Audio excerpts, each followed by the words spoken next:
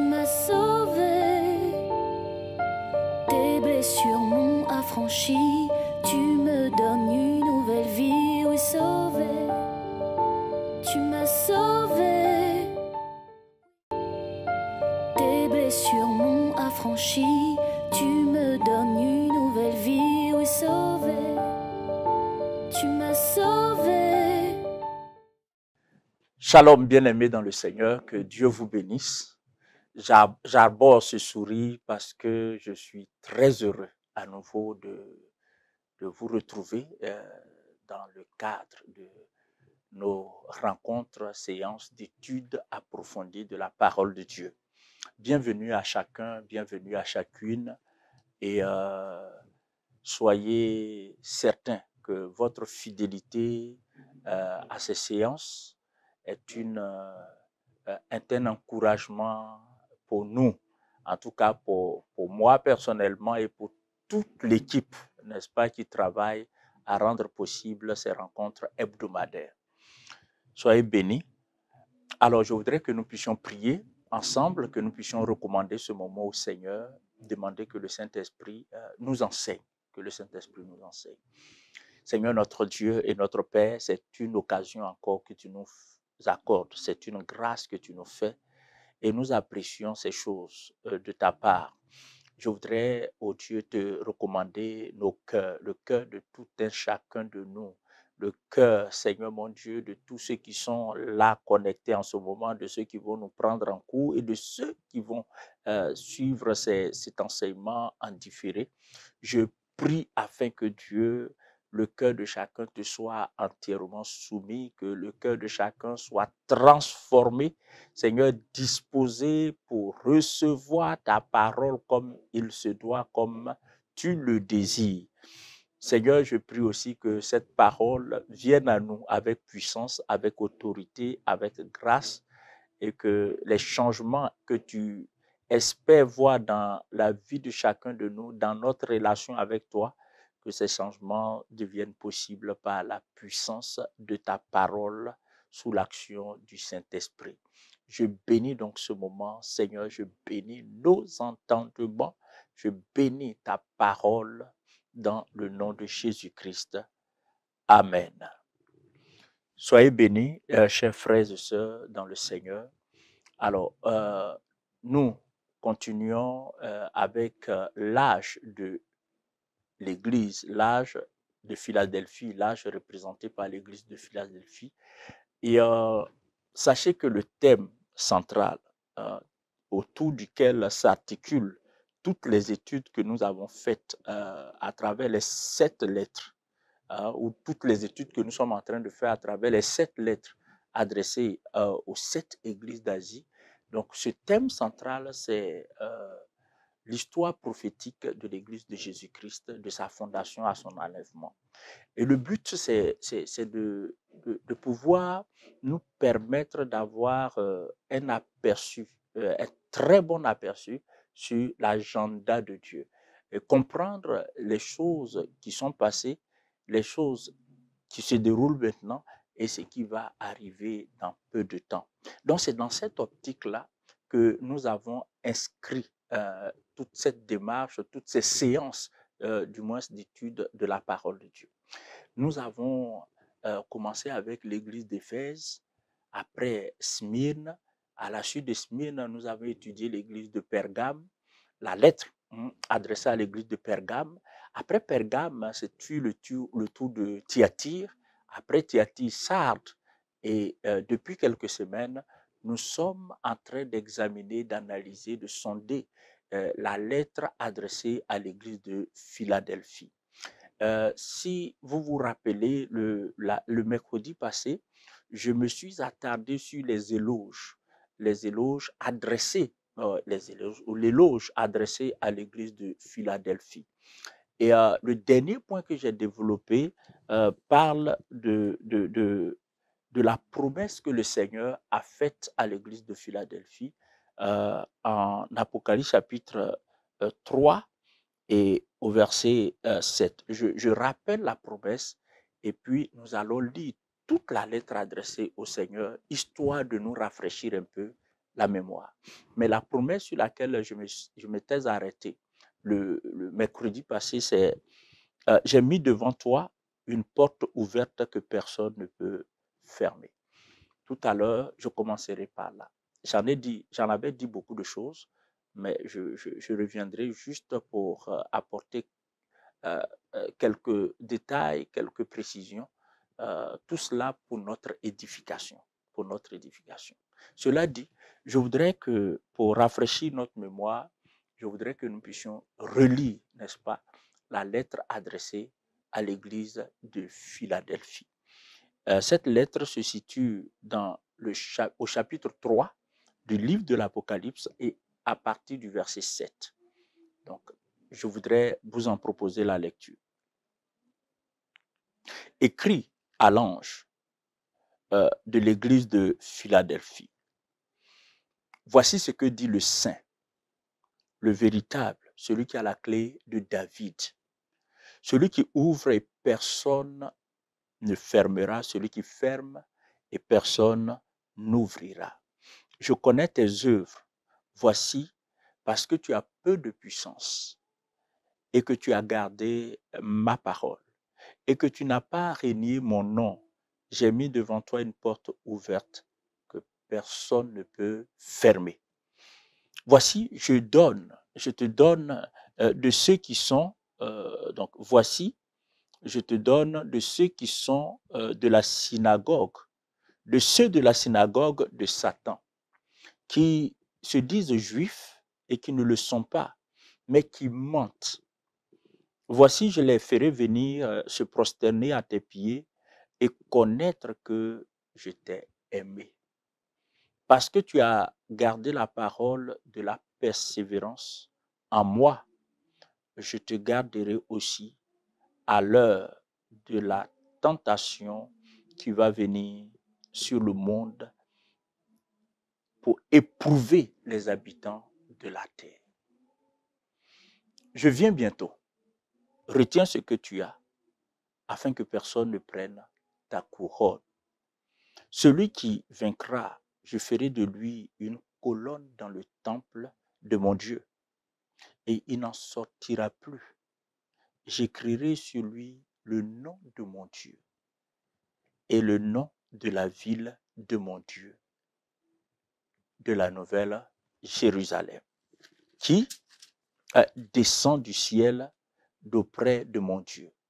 Et mon nom nouveau, et mon nom nouveau, et mon nom nouveau. Que celui qui a des oreilles entende ce que l'Esprit dit aux églises. Bien-aimé, c'est en toute conscience que j'ai choisi de m'attarder sur cette lettre adressée à l'église de Philadelphie. Je ne sais pas si j'ai eu l'occasion d'évoquer certaines des raisons qui ont présidé à ce choix, qui m'ont poussé à faire ce choix, mais je tiens simplement à dire ceci. Après la réforme amorcée avec l'église de Sardes, laquelle réforme à ses débuts était très timide et bien que fondamentale, restait à consolider, j'allais même dire à parachever. C'est ainsi que, vous voyez, avec l'église de Sardes, le Seigneur avait tenu un certain nombre de propos, de propos qui ne reflétaient pas l'esprit de la réforme. Donc, avec Sardes, on n'a pas goûté à un vrai réveil. Donc, parce que la réforme était encore dans sa phase très timide.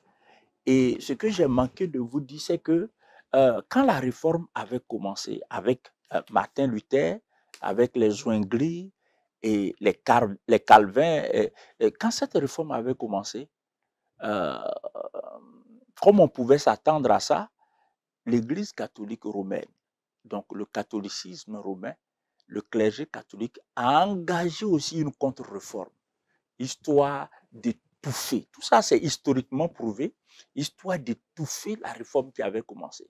Donc, toutes ces choses ont fait que l'esprit de la réforme, donc le réveil qui devrait résulter de la réforme, n'était pas manifeste.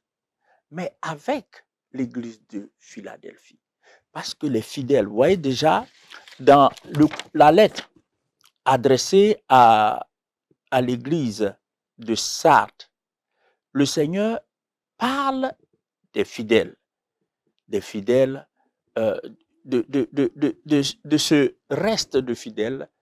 Et ce sont ces fidèles-là qui, à l'époque représentée par l'église de Philadelphie, vont faire montre d'une foi radicale.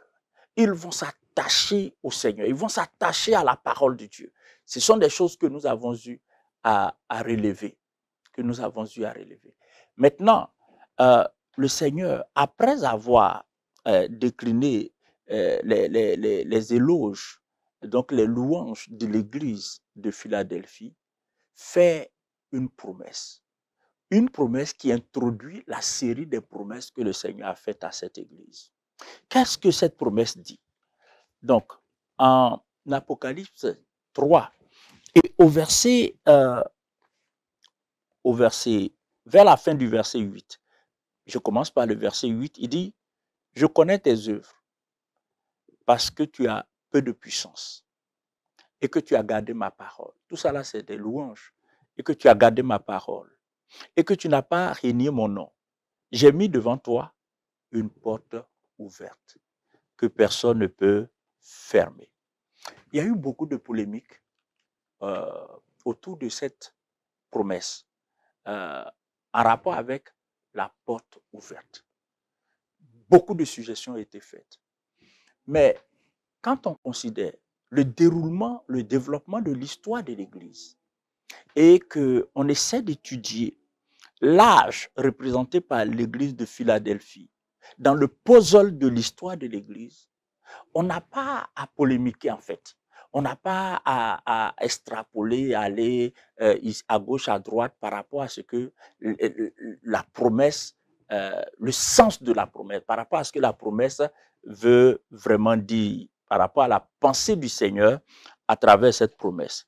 Dans l'Ancien Testament, le Seigneur avait déjà fait des promesses similaires.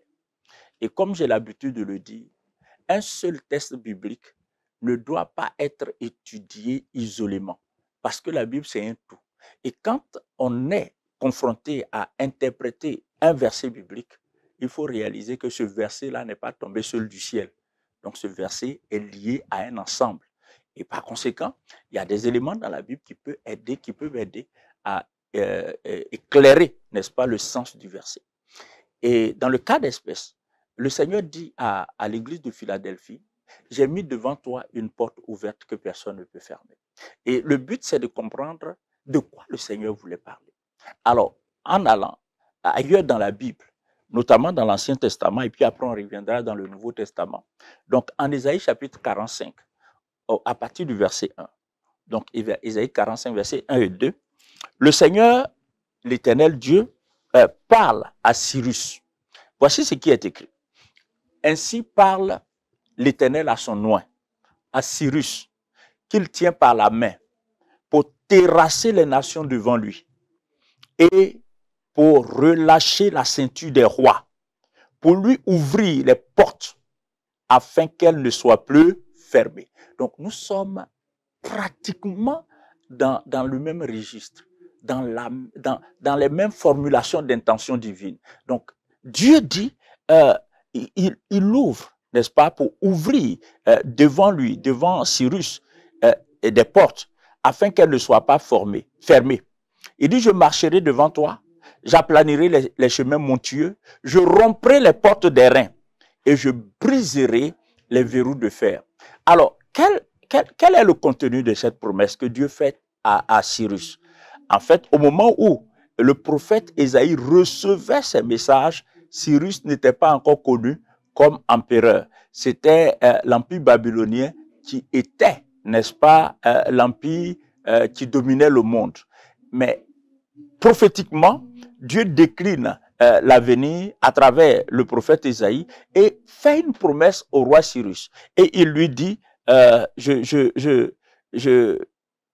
dit, je te tiens par la main pour terrasser les nations devant toi et pour relâcher la ceinture des rois, pour lui ouvrir les portes afin qu'elles ne soient plus fermées. Donc Dieu promet à Cyrus qu'il ouvre des portes devant lui. Mais ces portes signifiaient quoi? Ces portes signifiaient l'opportunité de conquête, la possibilité de conquête que Dieu entendait offrir à Cyrus afin que Cyrus arrive à conquérir les nations. Et historiquement, l'empire qui avait à sa tête Cyrus, c'était l'empire des Mèdes et des Perses, lequel empire a succédé à l'empire babylonien qui avait à sa tête premièrement le roi Nebuchadnezzar, pour nous qui utilisons le champ lexical biblique, ou le roi Nabuchodonosor pour ceux qui utilisent le champ lexical de l'histoire profane. Bon, bref, vous aurez compris que là, quand Dieu parlait de porte à Cyrus, Dieu parlait de possibilités, Dieu parlait d'opportunités, opportunités de conquête, opportunités d'ouverture, d'élargissement. Il y a d'autres exemples dans la Bible, notamment dans le Nouveau Testament. En 1 Corinthiens chapitre 16 et le verset 9. 1 Corinthiens chapitre 16, verset 9.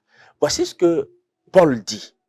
Il dit, je resterai néanmoins à Éphèse jusqu'à la Pentecôte, car une porte grande et d'un accès efficace m'est ouverte et les adversaires sont nombreux.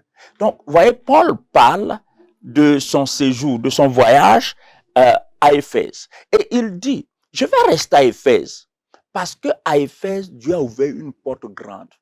Donc, l'allusion est très évidente là. La porte que Paul évoque ici, c'est la porte missionnaire. C'est la porte pour évangéliser. C'est la porte pour gagner des âmes, n'est-ce pas? Donc, la porte en question, c'est des opportunités missionnaires.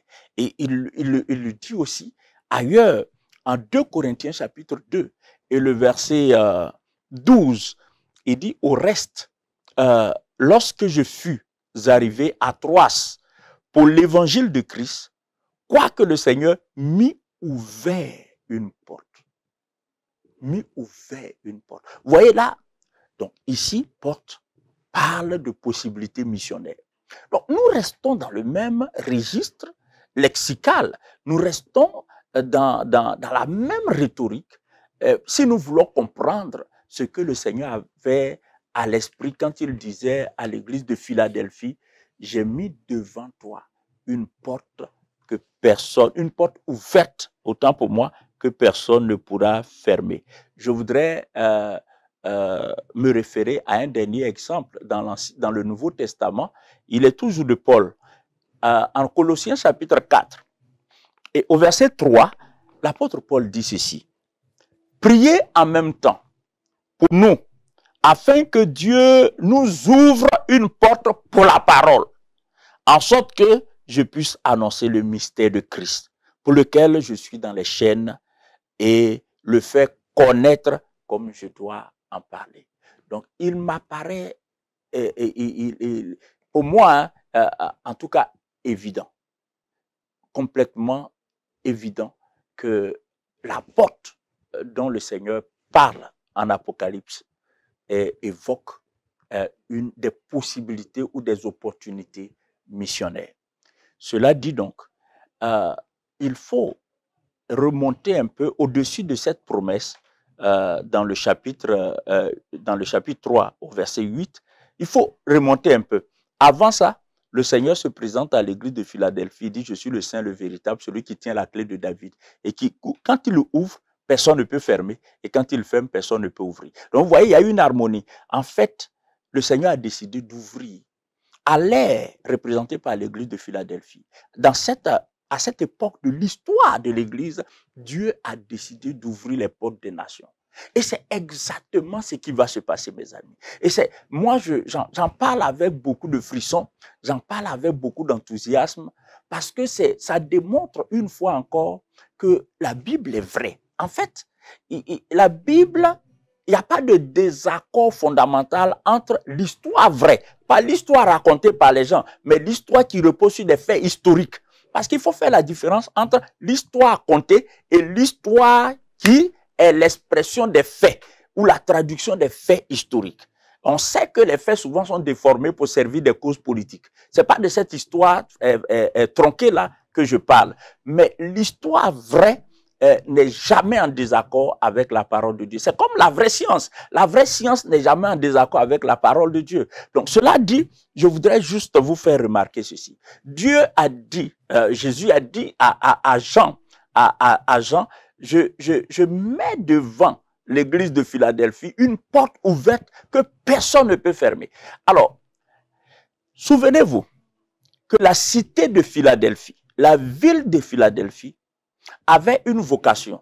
Dans l'esprit de ceux qui ont bâti cette ville, dans l'esprit des intelligences qui étaient à l'origine, n'est-ce pas, de l'édification de cette ville, il y avait une intention arrêtée. L'intention arrêtée, c'était quoi? C'était de conférer à Philadelphie, qui était située sur une montagne, la vocation de la vulgarisation de la langue et de la culture grecque. Ça, ce sont des éléments qu'il ne faut pas oublier. Ça nous plonge dans le contexte.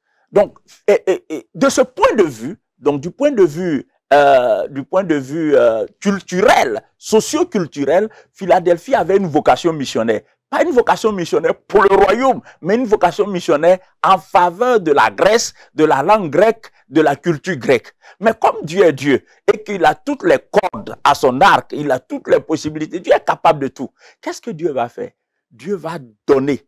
Il ne s'agit pas de la ville, mais à l'église de Philadelphie, une vocation aussi missionnaire. Ça, c'est impressionnant. Ça dit que, personnellement, quand j'étudie la Bible et que je trouve cette harmonie entre la parole de Dieu et l'histoire, ma foi est encore, j'allais dire, ma foi se fortifie. Ma foi se fortifie. Et ça doit être votre cas aussi. Vous savez, nous avons fait le bon choix de croire en ce que Dieu dit. Donc, Philadelphie va être une église missionnaire. Une église missionnaire. À ce propos, je voudrais vous citer un texte écrit par le docteur Arnold, un théologien contemporain. Il vit toujours, un juif versé dans les Écritures, qui est reconnu et qui a une grande renommée pour la justesse de ses commentaires. Alors, le docteur Arnold dit, dans son livre sur les traces du Messie, voici ce qu'il dit. Pendant la période comprise entre 1700 et 1900, donc pendant la période comprise entre 1700 et 1900, sachez que la période, donc les dates qui encadrent l'église, le temps, la période, l'âge, l'ère représentée par l'église de Philadelphie, c'est que c'est 1648, donc 1648 si je ne me trompe pas, et 1900. Maintenant, le docteur Arnold nous dit ceci. La période comprise entre 1700 et 1900, il ne se trouvait pas un seul endroit au monde. Notez bien, il ne se trouvait pas un seul endroit au monde où un missionnaire ne pouvait aller. Tout endroit leur était accessible. Vous comprenez? Le Seigneur dit, je mets devant toi une porte ouverte que personne ne pouvait fermer. Et il dit, de nos jours, de plus en plus de pays ferment leurs portes aux missionnaires. Cela n'était pas du tout le cas pendant les 2 siècles précédents.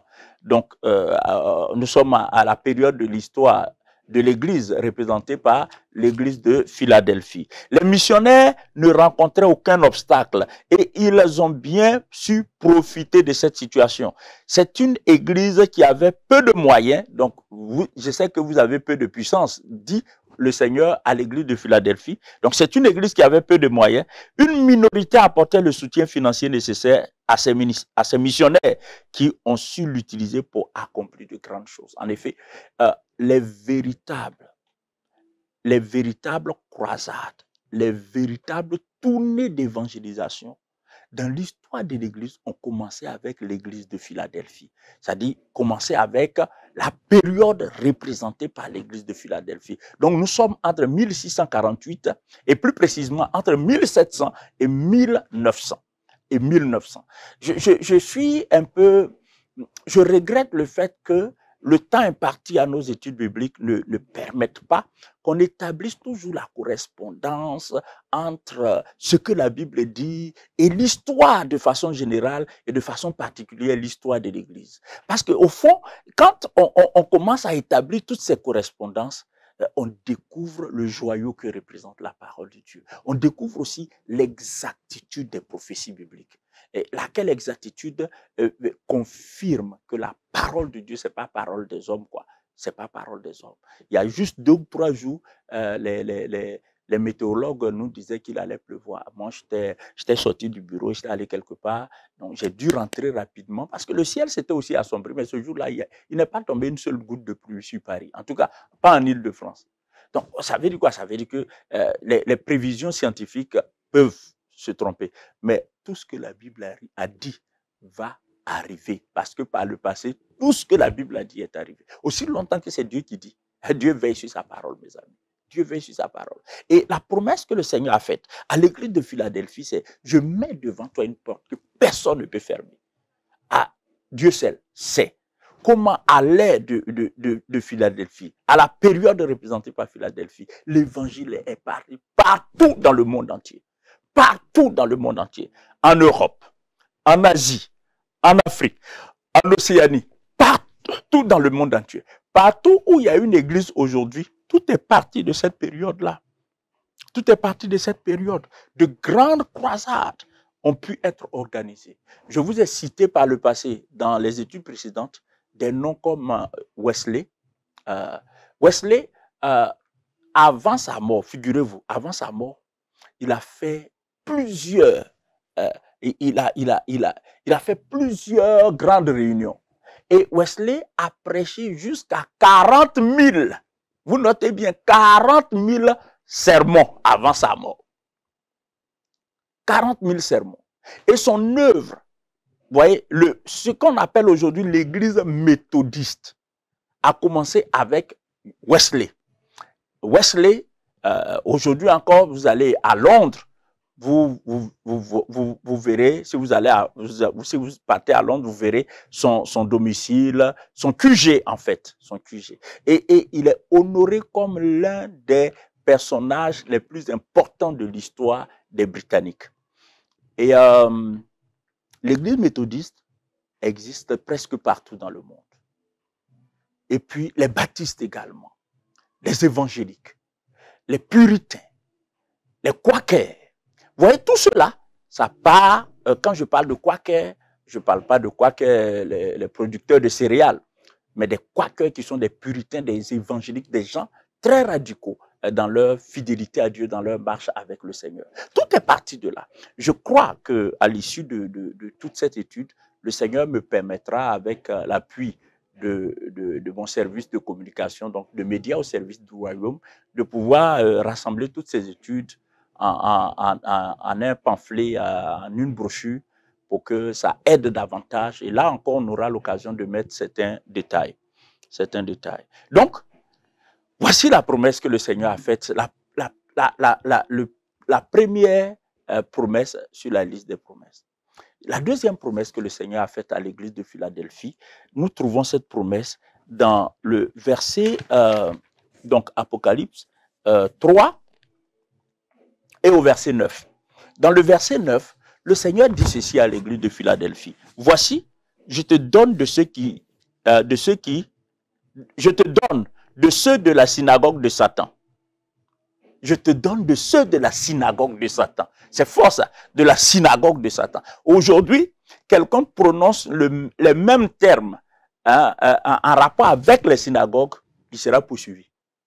Il sera poursuivi parce que, voilà, c'est un vocabulaire qui ne peut pas être accepté. Mais là, il s'agit de Dieu qui parle, quoi. Il s'agit du Seigneur Jésus qui écrit dans sa lettre. Il dit, je te donne de ceux de la synagogue de Satan, qui se disent juifs et qui ne le sont pas, mais qui mentent. Voici, je les ferai venir, se prosterner à tes pieds et connaître que je t'ai aimé. Pourquoi synagogue de Satan? Vous savez, quand on parle de synagogue, là, il n'est pas question de de temples, de cathédrales, mais les questions de synagogue. Ici, donc, nous sommes dans le champ lexical du judaïsme. Synagogue fait allusion au lieu de culte des Juifs. À Philadelphie, comme dans le monde d'alors, il y avait, vous savez que à partir de l'an 70, les Juifs ont été dispersés. Les Juifs ont été dispersés sous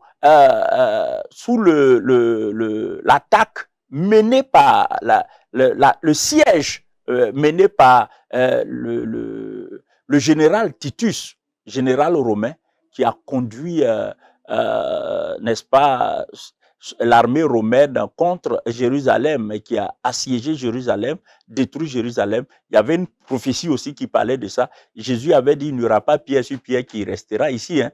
Vous verrez. Donc ça aussi, ça s'est accompli. Et donc, ça a provoqué la dispersion. Déjà, il y avait des Juifs en différents endroits, mais ça a encore accru, n'est-ce pas, cette dispersion des Juifs. Et c'est pourquoi, quand vous lisez les épîtres, par exemple, l'épître de Pierre est adressé aux Juifs dispersés qui s'étaient convertis dans leur dispersion. Maintenant, Dieu dit, parlant des Juifs, il parle de synagogue de Satan. Synagogue de Satan, ça veut dire quoi? En fait, jusqu'à ce que Jésus vienne, jusqu'à ce que l'événement de la crucifixion prenne place, jusqu'à ce qu'il y ait l'effusion du Saint-Esprit. Bref, jusqu'à ce que la nouvelle alliance soit ratifiée, formalisée et ratifiée, les Juifs étaient considérés comme peuple de Dieu. Ils le sont toujours sous un certain angle. Ils le sont toujours. Et ne vous méprenez pas sur mes propos. Mais, quand Jésus vient, ça veut dire quoi? Jésus vient, il introduit une nouvelle dispensation, la dispensation de la grâce. Il introduit, n'est-ce pas, une nouvelle façon d'entrer en relation avec Dieu. Avant Jésus, pour entrer en relation avec Dieu, c'était via la loi de Moïse. Quand Jésus vient, ce n'est plus via la loi de Moïse, mais via la foi en la grâce. Via la foi en la grâce. C'est pour ça que la Bible dit, en Éphésiens chapitre 2, verset 8, la Bible dit que nous sommes sauvés par la grâce, par le moyen de la foi, et cela ne vient pas de nous. Donc, la loi ne dit pas ça. La loi dit, fais ceci et tu vivras, fais cela et tu vivras. Donc, vous voyez, il y a quand même une grande différence. Si ce n'est une opposition, quoi. Il y a une grande différence entre la loi et la grâce. La loi, dit la Bible, est venue par Moïse, mais la grâce et la vérité sont venues par Jésus-Christ. Donc, à partir de l'instant où Dieu inaugure une nouvelle ère, une nouvelle dispensation, un nouveau temps, une nouvelle saison pour l'humanité, l'humanité ne devrait se détourner de la loi pour s'ouvrir à la grâce et par la foi accepter Jésus. Cependant, les Juifs sont restés attachés à la loi. Du fait de leur attachement à la loi, même quand Dieu avait changé de façon de fonctionner et de traiter avec les hommes, désormais donc les synagogues ne sont plus des lieux où on cherche Dieu. Puisque le Dieu que vous cherchez là a changé de façon de faire. Donc vous devrez changer aussi de façon de faire. Le Dieu que vous servez a changé son mode d'entrée, sa façon d'entrer en relation avec vous. Donc vous aussi vous devrez vous adapter à la façon de Dieu d'entrer désormais en relation avec vous. Mais non, ils sont restés attachés à leur pratique, la pratique des œuvres, au fait de se conformer scrupuleusement à la loi. De ce fait-là, Dieu ne les voyait plus comme étant ses adorateurs. Dieu les voyait comme des gens qui font ce qu'ils veulent. Du coup, Dieu dit qu'ils sont désormais une synagogue de Satan. Parce que dans la synagogue, Dieu ne se reconnaît plus en fait. Dieu ne se reconnaît plus. Donc, ici, il est question de ces Juifs qui sont restés attachés. Il y en a parmi les Juifs qui se sont séparés et qui ont accepté Jésus. Maintenant, ceux qui sont restés attachés à l'observance de la loi mosaïque, ils étaient devenus par ce fait opposés, des opposants, n'est-ce pas, à ceux qui avaient accepté le Seigneur. Et la plupart des gens qui avaient accepté le Seigneur, à cette époque, c'était aussi des Juifs. Donc, vous voyez, les Juifs restés attachés à la loi de Moïse étaient devenus des persécuteurs des Juifs qui avaient accepté le Seigneur Jésus, et donc qui avait embrassé la nouvelle alliance. De sorte que les fidèles de l'église de Philadelphie, puisque c'est d'eux qu'il s'agit, ou les chrétiens de cette époque étaient en but au rejet et à l'hostilité des Juifs de cette époque.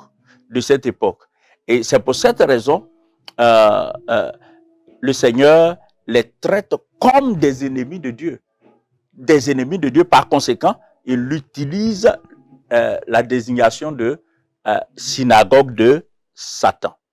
Et il dit, vous dites que vous êtes juif, mais vous ne l'êtes pas. Vous mentez.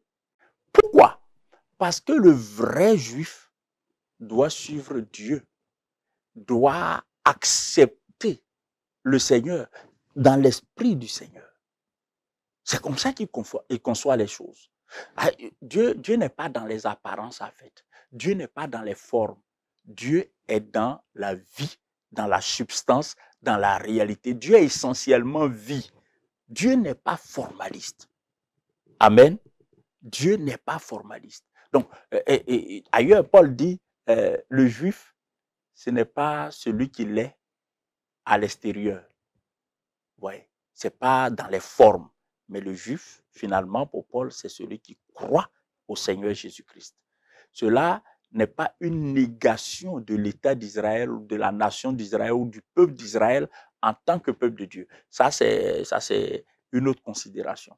Mais bien aimé, poursuivons avec cette promesse. Et le Seigneur dit, donc toujours dans cette promesse, il dit, voici, je les ferai venir, se prosterner à tes pieds et connaître que je t'ai aimé. Waouh!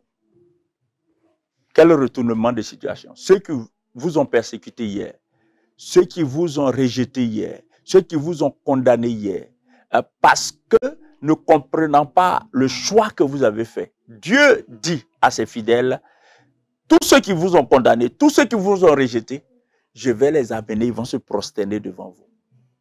Ça, c'est une allusion prophétique à la conversion à venir des Juifs. Parce que la Bible prévoit que les Juifs accepteront le Seigneur. Ils le reconnaîtront le Seigneur. Dans le livre de Zacharie, chapitre 12, on va lire ce texte.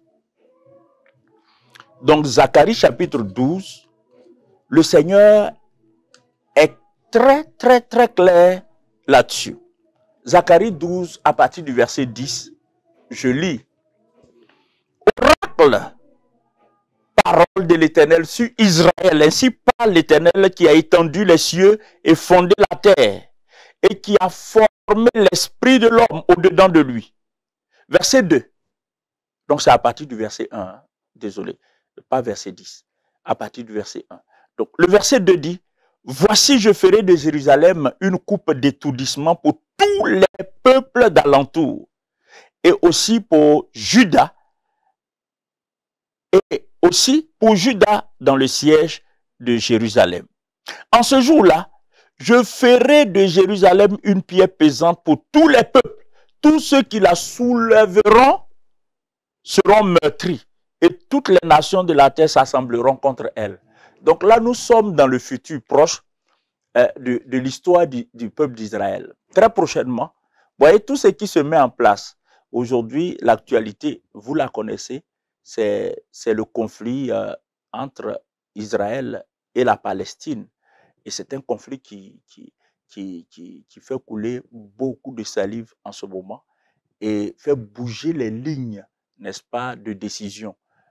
Au point que, récemment, le président américain Joe Biden a évoqué la possibilité de l'existence de 2 États en Palestine. De 2 États en Palestine. Ça, c'est quelque chose d'absolument historique et absolument terrible. Mais nous, en tant que chrétiens, nous suivons toute cette actualité avec la Bible à la main pour comprendre où est-ce que nous allons. Mais rien de tout cela ne nous étonne. Vous voyez ce que la Bible dit en Zacharie, chapitre 12, et au verset 3, il dit, en ce jour-là, je ferai de Jérusalem une pierre pesante pour tous les peuples. Tous ceux qui la souleveront seront maîtris et toutes les nations de la terre s'assembleront contre elle. De plus en plus de haine avérée contre Israël se manifeste dans les nations. De plus en plus. De plus en plus. Vous voyez, même pour le conflit qui s'est déroulé récemment, je ne sais même pas si le cessez-le-feu est respecté ou pas, mais en tout cas, il est toujours actuel ce conflit. Vous voyez, regardez un peu la tonalité journalistique. Quand on présente ces conflits, on met plutôt l'accent sur tout ce qui a été détruit chez les Palestiniens, mais tous les impairs, toutes les attaques, n'est-ce pas, toutes les destructions qui se commettent parmi les Juifs, bon, on en parle, mais avec beaucoup d'atténuation. Et au verset 4, il dit, en ce jour-là, dit l'Éternel, je frapperai d'étourdissement tous les chevaux. Quand vous entendez chevaux ici, vous comprenez chevaux, mais cheval de bataille. Ouais, cheval de bataille. Et de délire, tous ceux qui les monteront. Donc les cavaliers, nous sommes là dans une rhétorique de guerre en fait. Mais j'aurai les yeux ouverts sur la maison de Juda quand je frapperai d'aveuglement tous les chevaux des peuples. Les chefs de Juda diront à leur cœur, les habitants de Jérusalem sont notre force, par l'Éternel des armées leur Dieu. Et en ce jour-là, je ferai des chefs de Juda comme un foyer ardent parmi du bois, comme une torche enflammée parmi des gerbes. Ils dévoreront à droite et à gauche tous les peuples d'alentour. Et Jérusalem restera à sa place. Ça, c'est une très bonne nouvelle. Vous savez, l'humanité pense qu'un jour, il va falloir que Jérusalem disparaisse. Mais c'est très simple à comprendre.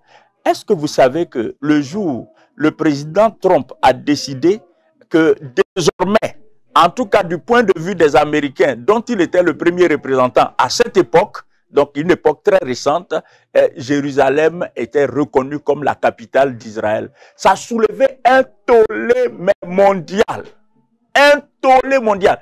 Si c'était un pays autre que les États-Unis qui avait dit ça, ce pays-là aujourd'hui serait confronté à des sérieux problèmes.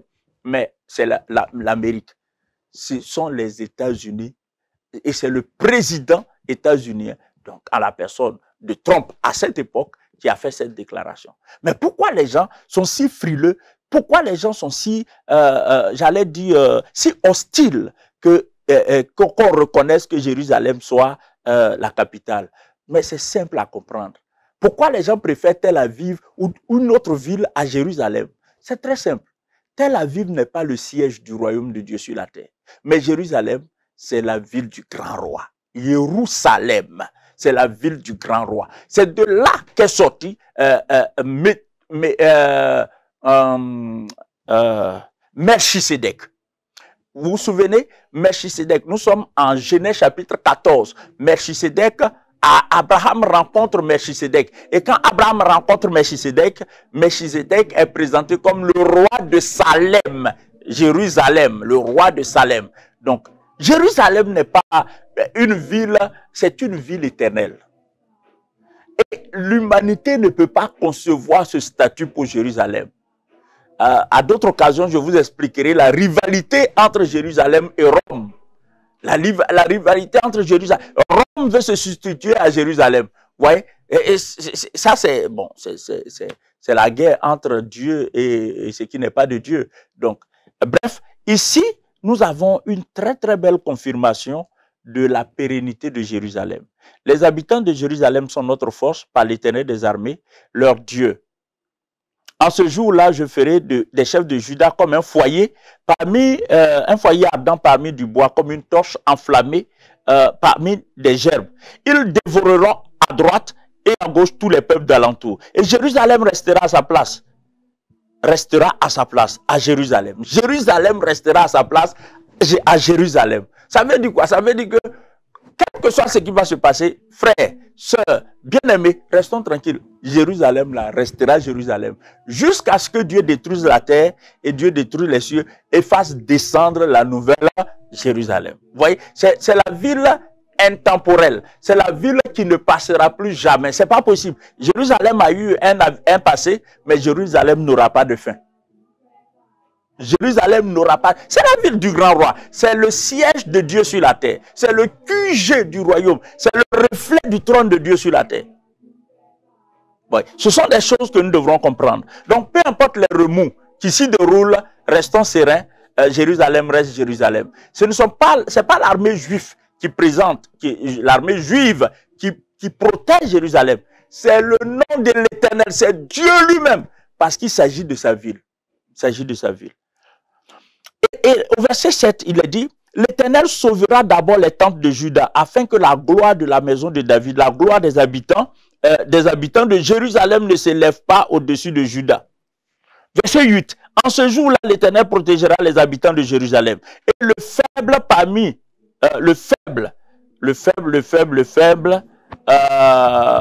oui, en ce jour-là, le Seigneur protégera les habitants de... Et le faible parmi eux, dans ce jour, sera comme David. Wow, le faible sera comme David. Vous imaginez David, le grand guerrier David, le tueur de Goliath.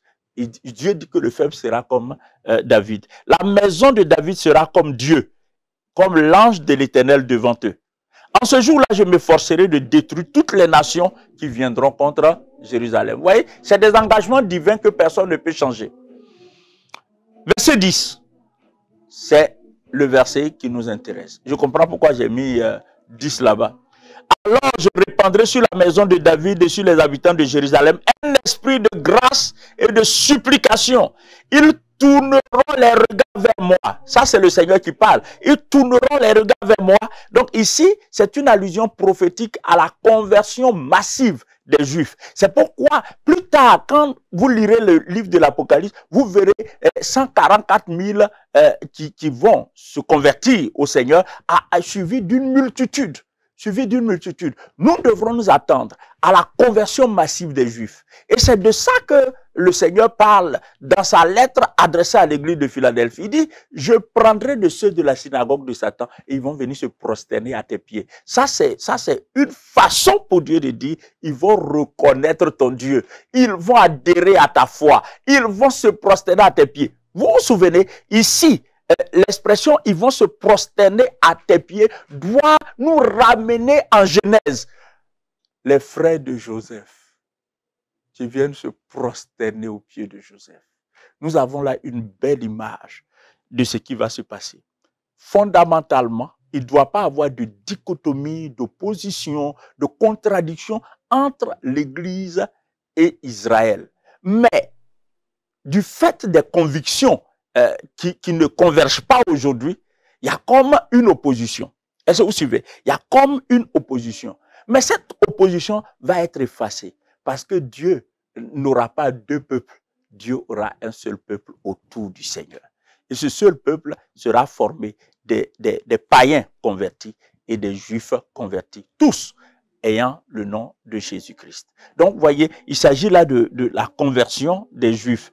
Il dit, je répandrai sur la maison de Juda, oui, c'est ce qui est dit, sur la maison de Juda, de David et sur les habitants de Jérusalem, un esprit de grâce et de supplication. Ils tourneront les regards vers moi, celui qu'ils ont percé. Vous voyez, celui qu'ils ont percé. Qui sont ceux qui ont percé? C'est celui qu'ils ont percé. Ils ont percé Jésus. Ils pleureront comme sur lui, comme on pleure un fils unique. Tout est dit là. Il n'y a pas lieu de chercher midi 14. Il me semble que les choses sont très claires, les propos sont sans ambiguïté, comme le deuil d'Adadrimon dans la vallée de Megiddo, etc., etc. Donc, je ferai venir ceux de la synagogue de Satan, et ceux qui se disent juifs, je te les ferai venir et se prosterner à tes pieds. Se prosterner à tes pieds. Poursuivons un peu avant de terminer, au verset 10. Parce que tu as gardé la parole de la persévérance et moi, à moi, je te garderai aussi à l'heure de la tentation qui va venir sur le monde pour éprouver les habitants de la terre. Voici un autre verset qui a fait couler et continue de faire couler beaucoup de salive et beaucoup d'encre. Pour le chrétien lambda, quand il lit ce verset, bon, c'est un verset comme tant d'autres. Sauf que ce verset-là est une déclaration qui est d'une dimension eschatologique qu'on ne peut pas passer sous silence. En fait, il y a 3 grands événements contenus dans ce verset. Le premier événement, c'est l'enlèvement. Le deuxième événement, c'est la grande tribulation. Et le troisième événement, c'est le retour du Seigneur Jésus-Christ. Je relis le verset pour que tout cela soit clair dans votre esprit. Il est dit, parce que tu as gardé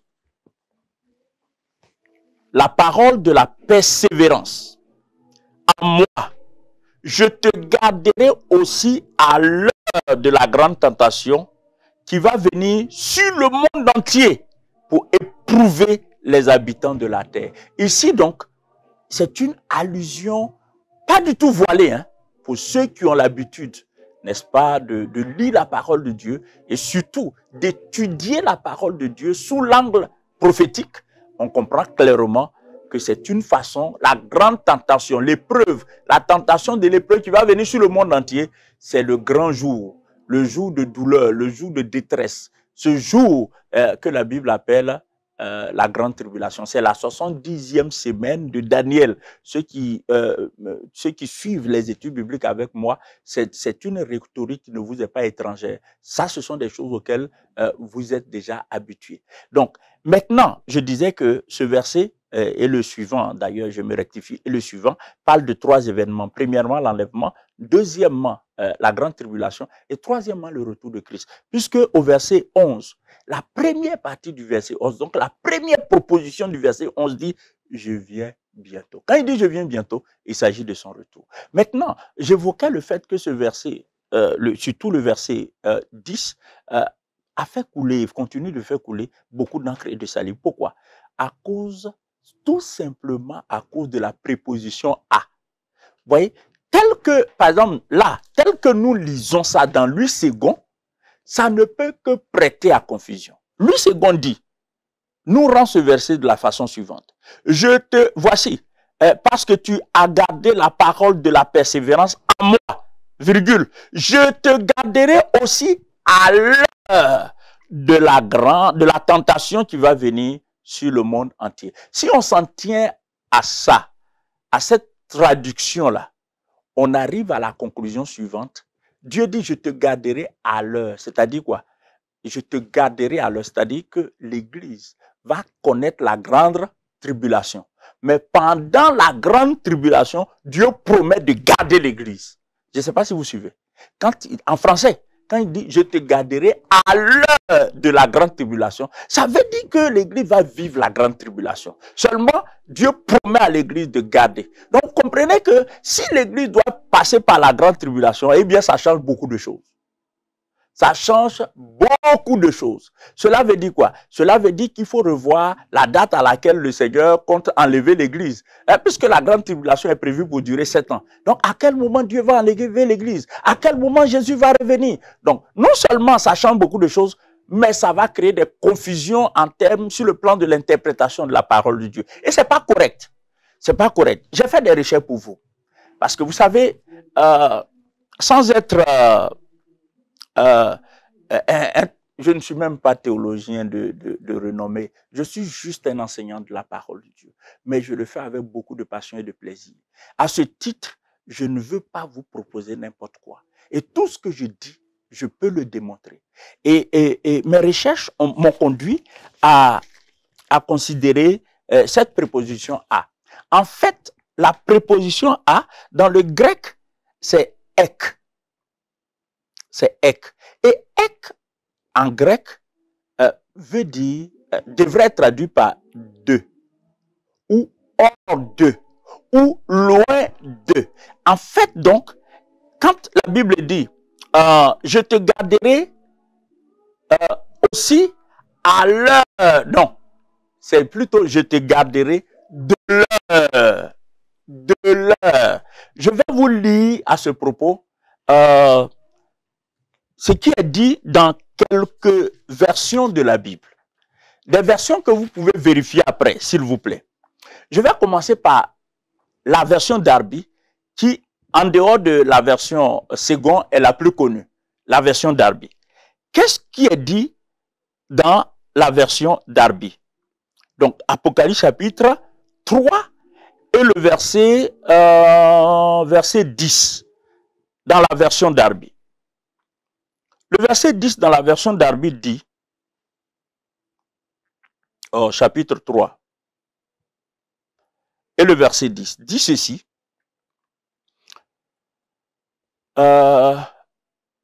J'espère que vous suivez avec moi.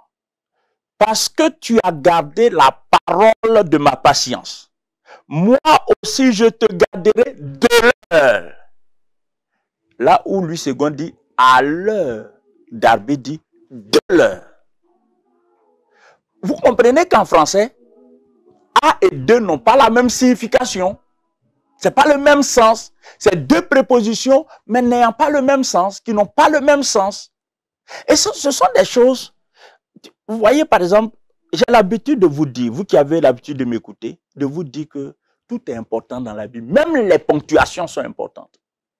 Même les ponctuations. Vous voyez juste, les gens bâtissent toute une théologie, un ensemble de doctrines sur une préposition. À partir d'une préposition, ils changent tout.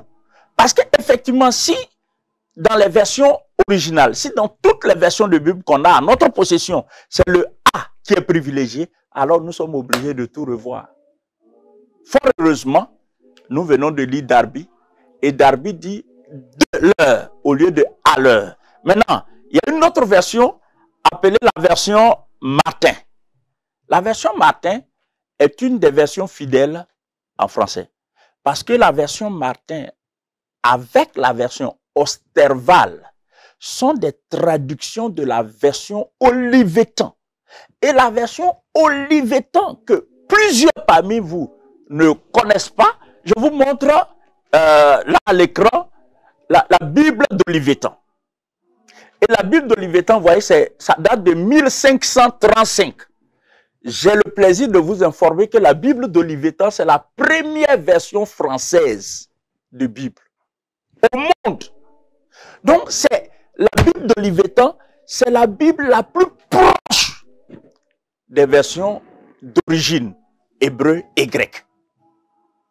Maintenant, Darby est proche aussi, pour des raisons que je pourrais vous expliquer. Donc, Darby dit, je te garderai de l'heure. Et Martin, la version Martin qui est une version moderne d'Olivetan. Donc, vous comprenez ce que je veux dire? Martin, c'est une version moderne d'Olivetan. Bien sûr, si vous n'êtes pas un étudiant passionné de la Bible, ce que je dis ne vous dira pas grand-chose. Mais en tout cas, pour moi, c'est considérable. Et pour vous qui m'écoutez, que cela soit considérable pour vous. Parce qu'en réalité, Dieu est parole. Et il suffit qu'on déforme une parole de Dieu pour qu'on ne comprenne plus la pensée de Dieu. C'est pour ça que j'insiste sur ces choses. Et c'est aussi pour ça que je me plais à faire ces recherches pour vous les mettre à disposition. Bien aimé, la version Martin dit ceci. Apocalypse, chapitre 3 et le verset 10. Je n'en ai plus pour longtemps. Je suis à la conclusion. Je pense avoir dit l'essentiel. Apocalypse 3, verset 10 dit, version Martin, parce que tu as gardé la parole de ma patience. Donc, vous voyez, c'est sensiblement un peu comme Darby. La parole de ma patience, je te garderai aussi de l'heure de la tentation. De l'heure de la tentation. Et on peut continuer, et il y a une autre version. Donc, je vous parlais de la version Martin, de la version Darby, et je disais que la version Martin et la version Osterval sont des versions très proches de la version d'Olivetan. Laquelle version d'Olivetan est la toute première version de Bible française? La version d'Olivetan est l'équivalent du King James Version. Le King James Version, c'est la première version de Bible en anglais. Olivetan, c'est pas Louis II. Olivetan, c'est la première version de Bible en français. Mais plusieurs ne savent pas ça. Oui, plusieurs ne savent pas ça. Maintenant, qu'est-ce que Osterval dit? La version Osterval nous dit ceci. Donc, Apocalypse 3, verset 10, version Osterval. J'espère que tout ce que je suis en train de dire, ça vous fait du bien. Ça vous permet d'apprécier la justesse de la parole de Dieu. Et sachez une chose, je peux vous confirmer sans prétention aucune que tout ce que je suis en train de vous dire, rien n'est inventé. Et tout est... En fait, toutes ces choses ont fait l'objet de beaucoup d'analyses, de beaucoup de recherches. C'est pour ça que je vous encourage à partager ces enseignements. Pas seulement entre amis, mais partager à des pasteurs, partager à qui vous voulez. À qui vous voulez. Et si vous avez des questions, vos questions seront toujours les bienvenues. Seront toujours les bienvenues. Alors, qu'est-ce que Osterval dit?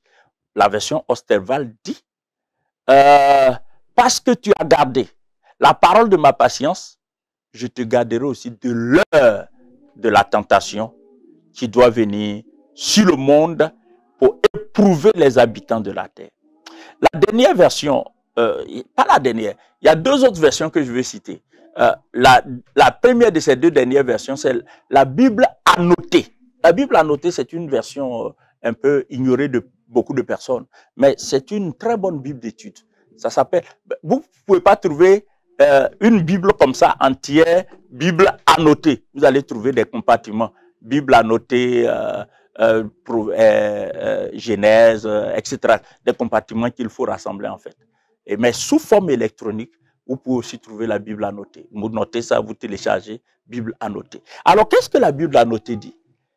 Qu'est-ce que la Bible annotée dit? Je vais voir ça avec vous. Dans la Bible annotée, chapitre 3 et le verset 10, si je ne me trompe pas, parce que tu as gardé ma parole de la patience, moi aussi, je te garderai de l'heure. Donc, vous voyez, jusque-là, c'est lui seulement qui a traduit par A. Donc, si nous voulons raisonner démocratiquement, on dira que la raison se trouve du côté de la majorité, dans le cas d'espèce. Maintenant, regardez. On va trancher tout ça là avec la version King James.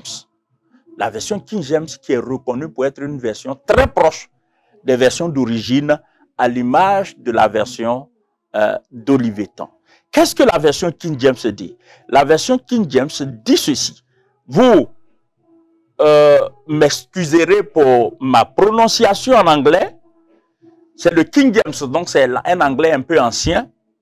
Donc, dans le King James, Revelation, chapter 10, chapter 3, verse 10, let me read for you. Donc, King James Version dit, because you hast kept the word of my patience, I also will keep thee. Donc, thee, T-H-E-E, c'est you dans le langage moderne, mais dans le langage ancien biblique, c'est thee, c'est T-H-E-E, c'est ancien. Donc, I also will keep thee from the hour of temptation. From the hour, from, ça veut dire de. Vous comprenez? Ça veut dire de. Donc, tout cela montre qu'en fait, quand le Seigneur disait à l'église de Philadelphie et à toutes les églises, aux chrétiens que nous sommes, parce que tu as gardé la parole de la persévérance à moi, je te garderai aussi, n'est-ce pas, à l'heure de la tentation qui va venir sur le monde. Et il dit, je viens bientôt. Donc, il s'agit là du retour du Seigneur. Donc, voyez les trois événements. L'enlèvement aura lieu. Le 2, je te garderai de l'heure, c'est-à-dire avant que la tentation ne vienne, tu ne seras plus là. Tu seras loin de cette période qui va s'abattre sur le monde entier. Ce jugement, cette tentation, cette épreuve qui va gagner toute la terre. Toi, tu ne seras pas là. Toi, c'est qui? Ce sont les fidèles. Toi, c'est qui? C'est l'église de Jésus-Christ. Et puis, deuxièmement, il y a la période de la grande tribulation. Et enfin, il y a le retour du Seigneur Jésus-Christ. Maintenant, le verset 12 dit, retiens ce que tu as. Verset 11 et 12, retiens ce que tu as, afin que personne ne prenne ta couronne. Celui qui vaincra, je le ferai asseoir. Je ferai de lui une colonne dans le temple de mon Dieu, hein, et il n'en sortira plus. J'écrirai sur lui le nom de mon Dieu. Donc, 1, le nom de mon Dieu. 2, le nom de la ville de mon Dieu. 3, mon nom nouveau. Donc, il y a 3 noms. Le nom de Dieu, le nom de la ville de Dieu qui est la Nouvelle Jérusalem et mon nom. C'est-à-dire le nom de Dieu, le nom de Jérusalem, la Nouvelle Jérusalem et le nom du Seigneur Jésus-Christ. L'allusion à ces 3 noms montre clairement que tous ceux qui vont être fidèles, tous ceux qui vont, il dit, celui qui sera fidèle, sa couronne, c'est des bénédictions, hein, c'est l'appartenance à Dieu confirmée. Quand tu portes le nom de quelqu'un, ça veut dire que tu as un lien avec la personne. Quand tu portes le nom d'une ville, ça veut dire qu'il y a toujours un lien. Donc, c'est l'expression, la traduction de ce lien. Le nom de mon Dieu, le nom de la ville et mon nom nouveau. Donc, ça veut dire que c'est des gens qui sont marqués, nous serons marqués de ces noms-là. Je veux terminer, bien-aimé. Et le Seigneur dit à l'église de Philadelphie, retiens ce que tu as, afin que personne ne prenne ta couronne. Et en matière de couronne, vous savez que la Bible parle de 5 types de couronnes. Je vais vous les citer. Je suis dans la conclusion, je vais vous les citer sans les commenter. J'en dirai juste 2-3 mots et puis on aura fini pour aujourd'hui. Et puis le mercredi prochain, nous aborderons la dernière période de l'histoire de l'Église à travers l'étude et l'analyse de la lettre adressée à l'Église de Laodicée. Donc, je vous parlais de 5 types de couronnes. Je les cite. Et puis, si vous avez besoin de plus amples informations, adressez-vous aux médias. Nous avons l'occasion de réceptionner vos questions. Et puis, des informations supplémentaires pourront vous être données. Alors, les 5 types de couronnes dont la Bible parle, premièrement, il y a la couronne incorruptible. La couronne incorruptible. 1 Corinthiens chapitre 9, verset 24. Deuxièmement, il y a la couronne de gloire. Notez très bien. Premièrement, la couronne incorruptible. Deuxièmement, la couronne de gloire. 1 Thessaloniciens, verset 2 à 19. Et puis, il y a la couronne de justice. La couronne de justice. Vous vous rappelez, l'apôtre Paul disait à Timothée, j'ai combattu le bon combat, j'ai achevé la course et j'ai gardé la foi. Désormais, il n'a pas dit la couronne, il dit désormais la couronne de justice. Donc, c'est une couronne bien spécifique, mais réservée. Donc, premièrement, la couronne incorruptible. Deuxièmement, la couronne de gloire. Troisièmement, la couronne de justice. Quatrièmement, la couronne de vie. La couronne de vie.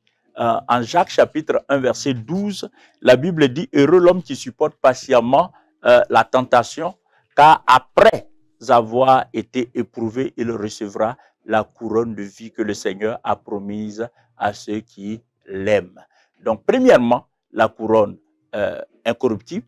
Deuxièmement, la couronne de gloire. Troisièmement, la couronne de justice. Quatrièmement, la couronne de vie. Et enfin, cinquièmement, la couronne incorruptible de la gloire. Ouais. Il y a un élément nouveau. Il y a la couronne incorruptible et il y a la couronne incorruptible de la gloire. Et cette couronne-là, elle est destinée à ceux qui prendront exceptionnellement soin du troupeau de Dieu. Ouais, du troupeau de Dieu. Ceux qui prennent soin du troupeau de Dieu, à eux Dieu réserve la couronne incorruptible de la gloire. La couronne incorruptible, parce que je vous ai parlé de la couronne incorruptible, la couronne, je vois que ça suscite une certaine curiosité. Chacun veut savoir qu'est-ce qu'on fait pour avoir telle couronne. Bon, écoutez, la couronne incorruptible, c'est ceux qui mènent une vie de sanctification, de consécration et de discipline. C'est le lieu d'ouvrir une parenthèse pour dire que tous les chrétiens ne seront pas récompensés. La récompense, ce n'est pas pour tout le monde. Quand on était encore aux études, à l'école, ou dans les grandes formations, dans les grandes écoles, ce n'est pas tout le monde qu'on prime. On prime les meilleurs. Même quand il y a 20 qui sont admis, il y a peut-être 2 qui sont primés. On est d'accord. C'est pareil. Il y a la loi du parallélisme, ça dit ce qui se fait au ciel, c'est ce qui se fait aussi sur la terre dans une certaine mesure. Donc tous les chrétiens, il ne faut même pas rêver, hein, tous les chrétiens ne seront pas, parce que vous imaginez, il y a des gens, ils viennent à l'église, après le culte, ils s'en vont, après ils reviennent à l'église, après ils s'en vont. Mais comment l'église de vie, comment l'église va évoluer, comment l'église va grandir, ça ne les préoccupe pas. Après, vous voulez que ces gens-là, Dieu les récompense comment? Ils sont sauvés, ils deviendront citoyens du royaume de Dieu, ils seront dans la nouvelle Jérusalem, mais sans récompense. Paul parle de ceux-là comme étant des gens qui sont sauvés comme à travers le feu. Vous imaginez quand tu as une maison en train d'être incendiée, tu sors de la maison, tu sors sans valise, tu sors sans sac, tu sors sans bijoux, tu sors sans rien. Et donc, il y a des chrétiens qui vont se retrouver dans l'éternité sans rien. Par contre, il y a des chrétiens qui seront récompensés. Et toutes les récompenses ne sont pas des couronnes. Maintenant, ici, il est question de couronne. Et Dieu dit à l'église de Philadelphie, retiens ce que tu as, afin que personne ne prenne ta couronne. Et je vous dis que la Bible enseigne sur 5 catégories de couronnes. Et la première couronne, la couronne incorruptible, c'est la couronne de ceux qui se sanctifient, de ceux qui se consacrent, de ceux qui se disciplinent pour la cause du royaume. Quelqu'un qui a vécu dans la sanctification ne peut pas avoir la même couronne que quelqu'un qui n'a pas vécu dans la sanctification, qui s'est contenté d'être sauvé. Vous comprenez la différence? Et puis ensuite, il y a la couronne de gloire. La couronne de gloire, c'est pour les gagneurs d'âme. Des gagneurs d'âme. Vous vous souvenez, la Bible dit qu'une seule âme qui est gagnée, c'est la fête au ciel. Donc ceux qui ont provoqué beaucoup de fêtes dans le ciel, ils ont une couronne. C'est la couronne de gloire. Et ça doit nous encourager à parler du Seigneur autour de nous. À parler du Seigneur autour de nous. Et puis, la troisième couronne, c'est la couronne de justice. La couronne de justice, c'est la couronne réservée à ceux qui ont gardé la foi, persévéré dans la foi. C'est-à-dire ceux qui ont affronté des situations et qui n'ont pas renié le nom du Seigneur. Et ceux qui aussi, sur le plan doctrinal comme moral, ont montré de la fidélité. Ils sont demeurés dans les choses de Dieu. Contrairement à ce qu'on pense, tout le monde ne demeure pas forcément fidèle. Ouais, le Seigneur dit à l'église de Philadelphie, tu as gardé ma parole. Tu as gardé ma parole. Ça veut dire beaucoup de choses. Et puis la couronne de vie. La couronne de vie est destinée à ceux qui auront souffert la persécution pour le Seigneur. Il y a des gens qu'on tue pour le nom du Seigneur. Il y a des gens qu'on menace. On dit, si vous continuez, on vous tue. Dit, tuez-moi. Tuez-moi, mais Jésus, je ne renierai jamais. Bien aimé, tout cela, Dieu voit tout cela. Quand, en début de chaque lettre adressée à chacune des églises, le Seigneur dit, je connais tes œuvres. Ça veut dire quoi? Il a un regard aiguisé sur ce que nous faisons. Enfin, la couronne incorruptible de la gloire est destinée à ceux qui vont prendre exceptionnellement soin du peuple de Dieu. Bien aimé, c'était là notre analyse de la lettre adressée à l'église de Philadelphie. Je vous ai pris une dizaine, voire quinzaine de minutes en plus de l'heure, mais je tenais à finir aujourd'hui. Et puis mercredi prochain, je vous donne rendez-vous. Nous allons aborder l'église de Laodicée, qui est l'église de notre temps. Qui est l'église de notre temps. Donc là, nous allons comprendre le passé. Donc, tout ce qu'on a fait jusque-là, on a compris le passé dans une certaine mesure. Mais là, on va étudier le présent mercredi prochain. Que Dieu vous bénisse. Que Dieu vous bénisse. Merci d'avoir été attentif. Que la grâce de Dieu soit à votre partage. Seigneur, merci de bénir ces paroles dans le cœur de chacun de nous. Au nom de Jésus. Amen.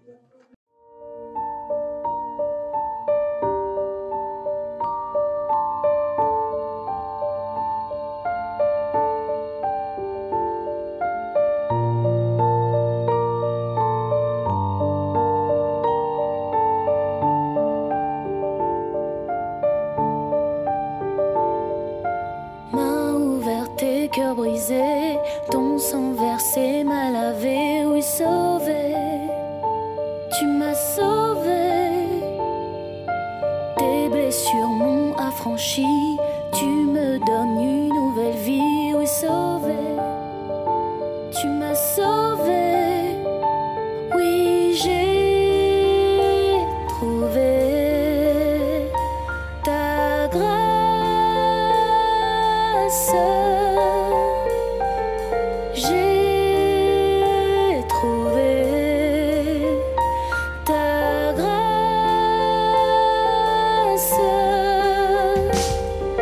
Sauveur puissant, maître des